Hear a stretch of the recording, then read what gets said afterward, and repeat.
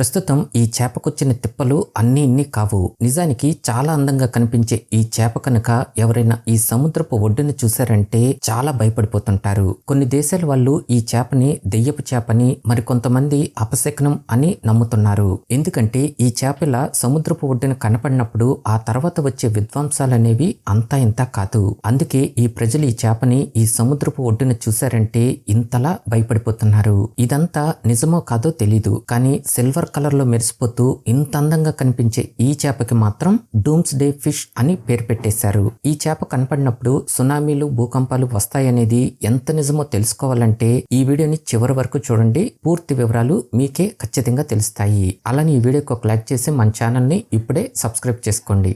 ఈ చేపను చూస్తేనే భయపడే ఈ చేప అసలు పేరు ఓర్ ఫిష్. ఒకరోజు జపాన్ లో ఒక చిన్న గ్రామంలో ఈ జాలరీ వాళ్ళు చేపలు పడదామని వెళ్తుండగా అనుకోకుండా వాళ్ళకి ఈ ఓర్ ఫిష్ అనేది ఇలా సముద్రపు ఒడ్డున కనిపించింది. వీళ్ళలో కొంతమందికి ఈ చేపను చూడటం కూడా అదే మొదటిసారి. కానీ ఈ చేప గురించి తెలిసిన వాళ్ళు మాత్రం దీన్ని చూసి చాలా భయపడిపోయారు. ఎందుకంటే జపాన్ లో దీన్ని రుగునో సుకై అంటే సముద్రం నుంచి ఏదో ఒక పెద్ద ప్రమాదం ముంచుకొస్తుందని, ఈ సమాచారాన్ని ఈ సముద్రపు దేవతలు పంపుతున్నారని వీళ్ళు నమ్ముతుంటారు. మరి అసలు మనుషులకే కనపడని ఈ చేపలు అంత లోతును బ్రతుకుతున్నప్పుడు సడన్ గా ఇలా సముద్రపు ఒడ్డుకి ఎందుకు వస్తున్నాయి, ఇది నిజంగానే భూకంపాలకి సంకేతమా అని భయపడుతున్నారు. ఈ చేపలు జపాన్ లో కనిపించాయి, ఫిలిప్పీన్స్ లో కనిపించాయి, అలానే చిలీలో కూడా కనిపించాయి. కానీ ఈ చేపలు ఎక్కడైతే కనిపించాయో ఆ తర్వాత అక్కడ జరిగిన విధ్వంసం అనేది అంతా ఇంత కాదు. అక్కడ భూకంపాలు, సునామీలు వచ్చి ఎంతో మంది మనుషులు ఇంత దారుణంగా చనిపోయారు. నిజానికి ఈ చేప మనుషులకి అస్సలు కనిపించదు. చాలా అంటే చాలా అరుదుగా కనిపించే ఈ చేపను కనిపెట్టడానికి కూడా ఈ సైంటిస్టులకి చాలా సంవత్సరాలు టైం పట్టింది.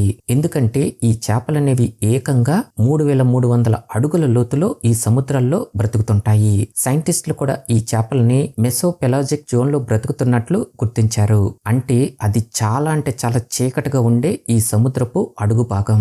మామూలుగా ఈ చేప 36 అడుగుల పొడవు వరకు పెరుగుతుంది. కానీ ఇది 56 అడుగుల పొడవు వరకు కూడా పెరగగలుగుతుందని అంచనా వేశారు.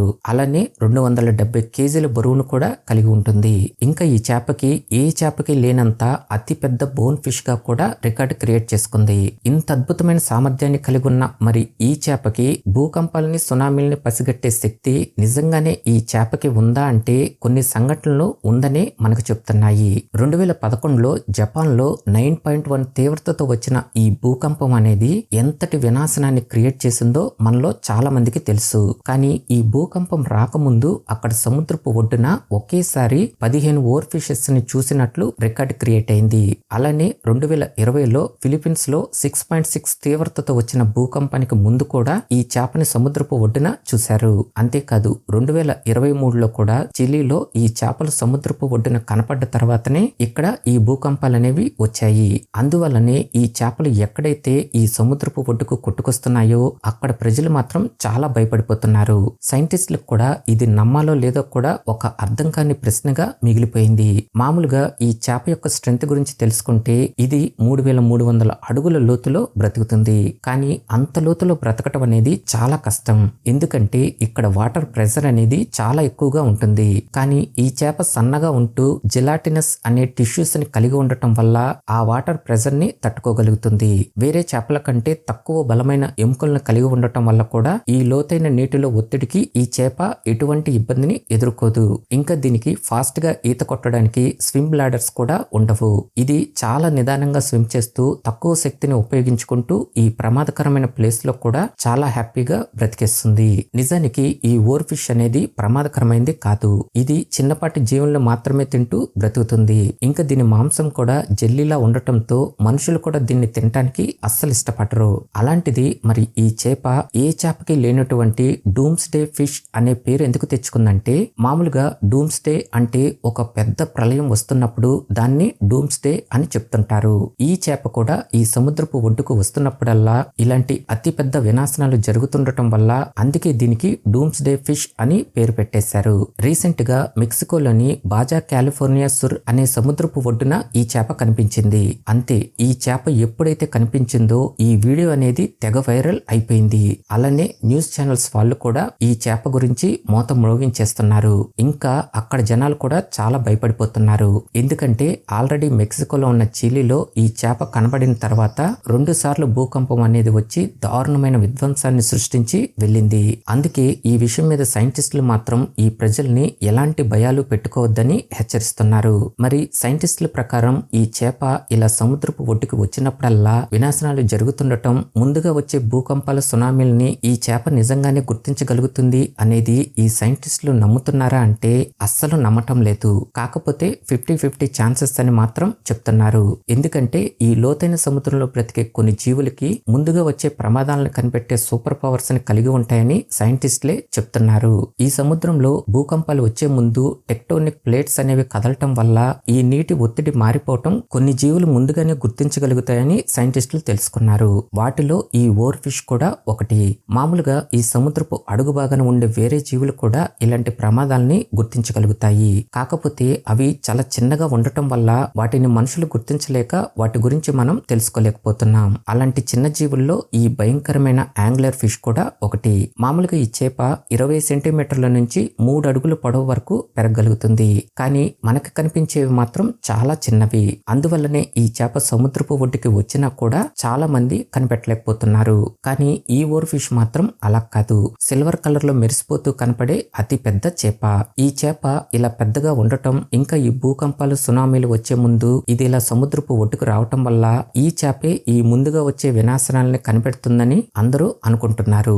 నిజానికి ఈ సముద్రపు అడుగు భాగాన బ్రతికే వేరే జీవులు కూడా ఇలాంటి ప్రమాదాలు వచ్చే ముందు ఈ సముద్రపు ఒడ్డుకి వస్తుంటాయి. కానీ అవి చిన్నగా ఉండటం వల్ల మనం వాటిని గుర్తుపట్టలేకపోతున్నాం. అలానే సైంటిస్టులు కూడా ప్రతిసారి ఈ ఓర్ ఫిష్ ఇలా సముద్రపు ఒడ్డుకు వచ్చినప్పుడల్లా ఇలాంటి భూకంపాలు వస్తాయి అనేది కూడా వాస్తవం కాదని చెప్తున్నారు.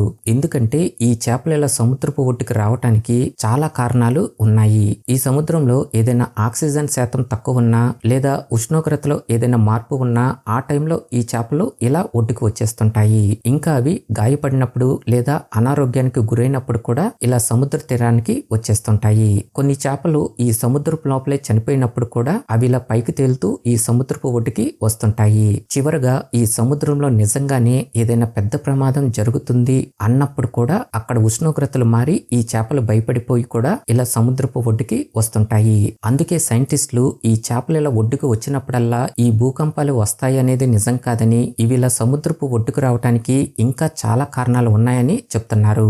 కానీ అవి వచ్చిన కొన్ని రోజులకే జపాన్ లో, ఫిలిప్పీన్స్ లో, ఇంకా మెక్సికోలో కూడా ఇలాంటి భయంకరమైన విపత్తులు రావటం వల్ల కూడా ప్రజలు ఈ చేపని నమ్మేస్తున్నారు. కానీ సైంటిస్టులు మాత్రం ఇది కోఇన్సిడెంట్ అవ్వచ్చని కూడా చెప్తున్నారు. కొన్నిసార్లు నార్మల్ గా జరిగిన సంఘటనలు, అపోహలు కలిసిపోయి కొన్ని నమ్మకాల్ని పెంచేస్తుంటాయి. మరి రీసెంట్ గా మెక్సికోలో బాజా కాలిఫోర్నియా సుర్ అనే సముద్రపు ఒడ్డుకి ఈ చేప కొట్టుకొచ్చింది. మరి కొన్ని రోజుల్లో అక్కడ ఇలాంటి భూకంపం, సునామీలు కనుక వస్తే ఈ చేప నిజంగానే ఇలాంటి విపత్తుల్ని కనిపెట్టగలిగే శక్తి ఉందని పూర్తిగా నమ్మేస్తారు. అందుకే ఇప్పటి వరకు నిజంగానే ఈ ఓర్ ఫిష్ బయటకు వచ్చినప్పుడల్లా ఇలాంటి భూకంపాలు వస్తున్నాయి అన్నదానికి ఎలాంటి సైంటిఫిక్ గా రుజువులు మాత్రం లేవు. సైంటిస్టులు కూడా ఈ చేప మీద మరిన్ని పరిశోధనలు జరిపి ఈ ప్రకృతి విపత్తుల్ని ఈ చేపలు ముందుగానే గుర్తించగలుగుతున్నాయా లేదా అనేది తెలుసుకునే పరిశోధనలు చాలా త్వరగా చేస్తున్నారు. ఓకే ఫ్రెండ్స్, ఈ వీడియో నచ్చితే లైక్ చేసి మన ఛానల్ని ఇప్పుడే సబ్స్క్రైబ్ చేసుకోండి.